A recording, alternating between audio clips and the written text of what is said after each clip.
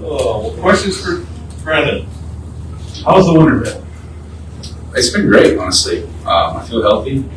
I'm excited for this next year. I'm excited for this young core that we have. And, we're about to head down to Florida. It's going to be exciting. How much did the process of all the art stuff kind of get into your winter, and how do you kind of keep that where it needs to be and keep yourself where you need to be? Yeah, I mean, obviously, it is going into that process. It's, you learn a lot, but honestly, it is business. It is business, and that's how I see it. My job is to prepare. My job is to be a great teammate, have a great mentality, and play hard as hell. That's what I'm focused on. And, it is what it is. I'm excited for this process, and ultimately, I've shifted gears and I'm ready to get down to Florida. You mentioned the young core. You also mentioned Sonny. Sonny was in there a little bit earlier, and he said flat out that the young group has to become their team. They have to take this over. In your mind, what does that look like? Yeah, I mean, it's hard to establish identity until you really get kicked in the mouth. I think that's when you get through adversity, that's when you really find out what your group looks like. But we got a lot of very talented, very hungry, and motivated players. And this group can be molded however we want to, but I think it's important to let them know that they can be themselves. They can be, and it's our job to make them as comfortable as possible, right? If you are comfortable and you care about someone and you've invested in someone, and you're going to get the most out of them, that's the process that I want to take. How is the notion of your own kind of leadership role now that you are a guy who has been around the block a few times and has that kind of wisdom to impart on your guys too? I'm still learning. Don't get me wrong. I don't have anything figured out, and I probably never will.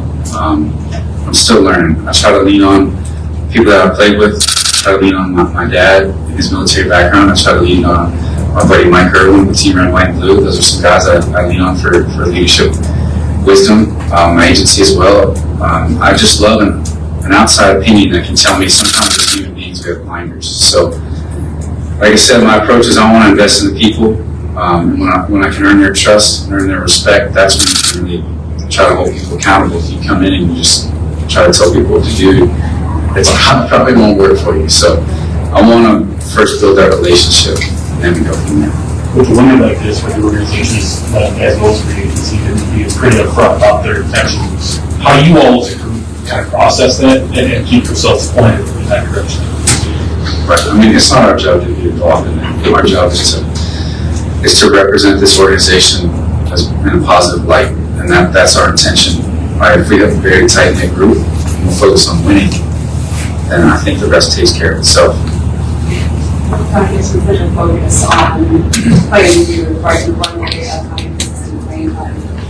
What excites you about this next sport that we're going to see a lot of in 25? I mean, as a player, knowing that, hey, like, I'm going to be in there, that gives you like a real shot of confidence. Like, you're not like, oh my goodness, I need to get a hit tonight, or I need to make this play. Because if you need to do something, there's going to be an added pressure. It's like, hey, you're going to be in there, right? We believe in you. We trust you to get the job done. To me, that's a shot of confidence, no matter who you are, no matter what line of work you're in. And so, for me because I see the guys prepare, right? And when you know them as people, and you know how much they genuinely do care, to see you go out there and know that they're going to be there and have some success, that's what I'm most excited to see. When you feel that pressure to need to do something, that's something you feel like you've seen in recent years, like with some of those young guys, like you actually seen that sort of play out? I've felt it, for sure. I mean, we've all felt it, right? When you're at the highest level of something, there's always going to be pressure. It's just how do you focus on things that you can control. I have it boiled down to 3 things that I can control: my preparation, my mentality, my effort, right? So if I can focus on those 3 things and I can handle those 3 things, then I can swallow the rest. Some mentioned not being sold on this notion that the group y'all have is not one that can win, because he had a decision to, I still want to be a part of this, that he made this offseason. That aspect of guys having that runway a little bit, another thing that Sonny said was, there's going to have to be a couple of those guys that go from, hey, they're getting a regular shot and suddenly they turn into all-stars. Is that runway something that is almost necessary for a player to be able to make that leap and kind of find that confidence from the opportunity? I think an opportunity is an opportunity, right? And how you take advantage of that is kind of how each person is wired, I guess. But the notion of like cutting payroll or we're not gonna win, like I don't see that notion. Like I don't see that at all. I see this as an opportunity for us to shock a lot of people. I mean, you look around, it is on paper, it is a good looking roster in my opinion. Now it's important for us to come together as a group. I'm excited for that to happen. But I think this team's gonna shock a lot of people. When it comes to like things like the stuff we can't quantify with like through but intent, do you see anything that sticks out among you guys in like kind of that young group that's coming out and is, likely to get opportunities this year?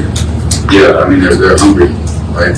By hungry, what I mean is like hungry for information, hungry to get better, hungry to learn from those around them, hungry to have success in this league, hungry to prove these fans right, because the fans do believe in us, hungry to make this organization have success and get us back in the postseason. That's what I see from this group. And this organization is special. I'm very proud to be part of this organization, and I want to get this thing back in the postseason. And when I look around the locker room, I see a lot of people that want that as well. What was been really upfront as a for spot for Noel to be down with them? It's like, how do you structure your off season based around your defensive work? That changes third, that changes second. There's a lot that comes out of that. So how do you respond to that preparation? Well, for me, obviously, last year I was coming off that elbow surgery. It's kind of just making sure your arm's like fully in shape. I mean, it was last year, but you're coming off of surgery 6-7 months out of that by the time the season started.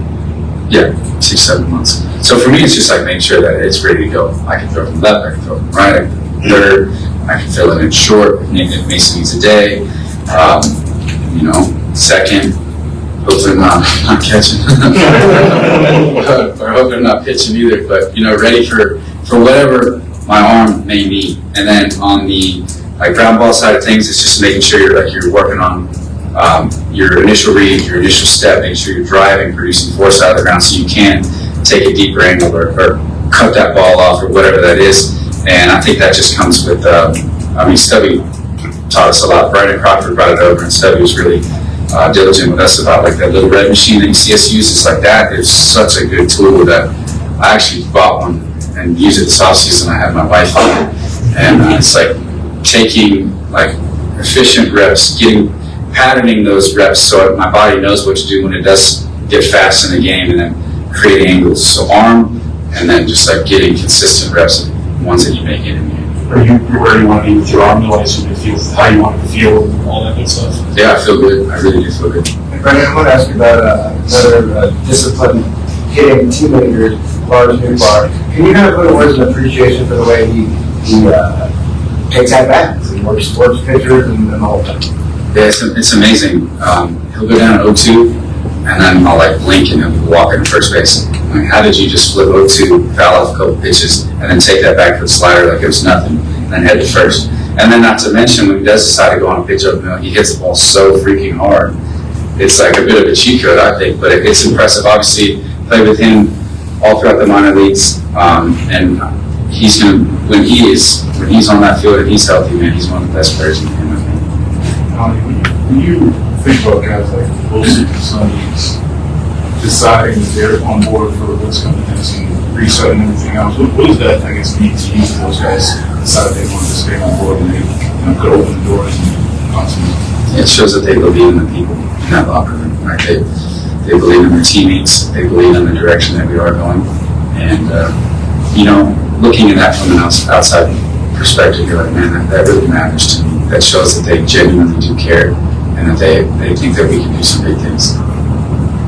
Brendan, when you think about your progress as a hitter from where you were when you first came out to where you are today, what would you say is the biggest evolution for you or change, whether it's approach or just the results? Where would you say you're at today compared to where you were in day one? Yeah, I'll look back at my swing from 2022 or even the minor leagues, and I'll be like, wow, it looks so much different now. I think it's the evolution, but also having to adjust with the game of baseball and how people are pitching. I think mechanically, some big things. I was really wide, and I put my toe down early, and I didn't have much going on here.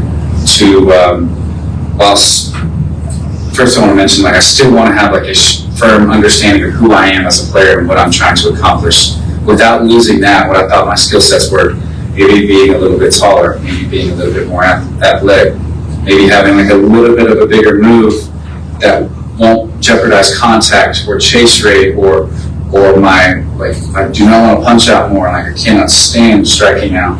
So that mechanical adjustment as well.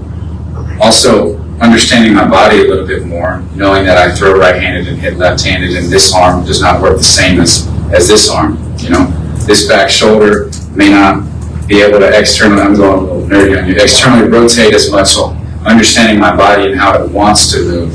And then on the approach side of things, it's like guys know that I was going to take some pitches, and I blink and I move to it, and I'm like, that's not a good count to be in. And then you're fighting for your life. So being willing to take a couple more chances based off of the situation, based off of the score of the game, based off of who's on the mound, what he likes to throw, how I'm feeling, factoring all those things, but also training in the cage, knowing I got to go on some pitches earlier tonight, or this is a guy that I can wait out a little bit longer. It's just opening my eyes on being willing to take some chances and understanding that there will be some failure involved, but that's the only way to learn. Is that mindset part of why, I mean, your first pitch swing rate went way up last year? Is that part of that? Yeah, I think sometimes you have to, you have to be the aggressor. If they know that they can just, they went in there and you're 0-1 and they can do whatever they want. Sometimes you go in there and you can hopefully try to scare them out of the zone. How would you define your interactions with Power Grant Brown? Have you gotten Yeah, I hit with him about an hour ago. Snuck in, got some work with him, showered and ran over here. It's been awesome. I went and hit with him in Arizona, as I talked about with John, and then so we talked about, like, we had video from there. We had dialogue based off of that, come up with like kind of like a routine, a game plan, and then today just to kind of see that progression, it was pretty cool. It's like, hey man, we started to clean up some of those things that we were talking about late December, early January. Very, very excited to have him on board. Donnie, I want to take you back to 2024. I know we're talking about 2025 a lot, but I want to take you back to 24. Can you talk a little bit more about what Rick Wood meant to you and that experience and being, an Alabama guy and hitting that home run, and just, now that you've had some time to kind of reflect on that, just kind of speak to that experience. Yeah, first off, I want to say I think that was an important moment for baseball. I think it was an important moment for the city of Birmingham and the state of Alabama. And then on a personal note, you try to play this, it's a kid's game, right? You try to play like a kid, and I really did try to play like a kid, but that was like probably one of the highlights of my baseball career, because I was like, I feel like I'm a kid and I'm really playing summer baseball in Alabama, something that I've done since I was a kid. And obviously to have a big game there in front of some family and friends, it was just like a lot of prayers answered, because you dream of those moments, like going home and playing in front of a home crowd and then having a big game. It felt like a fairy tale to me. And for us to win as well, to be playing some really good baseball at the time. I know it meant a lot to my teammates to play at Rickwood, and I had a lot of friends that had played there growing up. It was just a very special moment, and I hope that they continue to do that game. To keep it a little more sentimental for a moment, I believe you were a finalist for the Active Valor Awards this past year. What did that mean to you, especially given your background as a military family? Yeah, it's special. The military in this country, we live in the best country in the world. It gives me the luxury and us to be here, right? For me to play this game, an opportunity for us to live in a safe and free country. And to see my family, not just my father, but my mother sacrifice so much for us as kids, I feel like it's my duty to try to do more. And I want to do more, and I think that I can do more. To be nominated for that award, I think it's very special. Obviously, the awards, I try not to let them go to my head, but it lets me know that, hey, you can do more. You can make an impact in this field. There's a lot of people in the military community that need help, and we can make a difference there. Do you have any plans of things or goals for this year? I'm going to host my first ever charity event this year. We're still trying to hammer down those dates. I met with the Kaufman Fund this morning, a local charity as well. So I think the most important thing is awareness, raising awareness about the veterans that do need help, and then from there deciding what's the best plan to take action. Obviously, the charity event will do a lot of good in that field as well. Thank you for asking. Any further questions? I hate to follow up such a meaningful question with such a stupid one. What's such thing? I could use some advice. What's your hair care routine? My hair care routine. Well, since I had a daughter, she thinks it's hilarious to pull on it. But, I try not to wash it too much. I don't want to have a dirty head, though. And my wife has been on me for a couple of years by having leave-in conditioner. But it's funny, we just talked about military background, and I got a beard and long hair. So it's kind of a little bit of an oxymoron there. But you look good, man. You're rocking right now. Just trying to kind of follow your advice. You're leading the charge. I love it. All right. Awesome. Thank you, guys.